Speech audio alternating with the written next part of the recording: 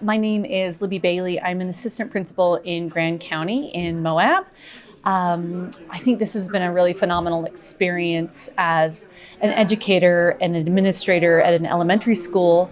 There's been a lot of House bills and funding that has pushed me in directions to reevaluate my relationship with law enforcement, my relationship with safety. It's not necessarily in my wheelhouse as an educator to be thinking about building improvements or necessarily some of the background that law enforcement might bring to these discussions.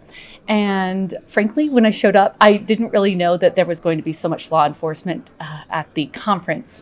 And I wondered how are these discussions, what directions were they going to take? Were they going to necessarily overpower some of the things that educators bring to the table of relationships, community organizations, or centering children's well-being?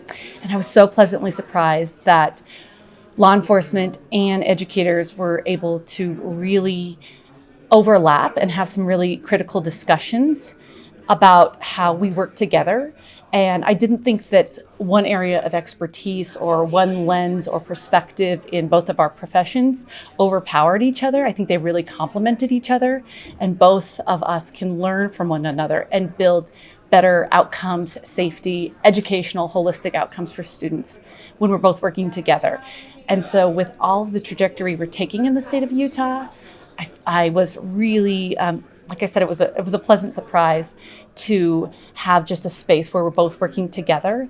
And although there were sometimes some disagreements, we both knew that children and children's outcomes, positive outcomes and safety, were at the center of these discussions. So I was really pleased with Stand for Kind, and I'm appreciative to be here today with all of these amazing resources and positive discussions.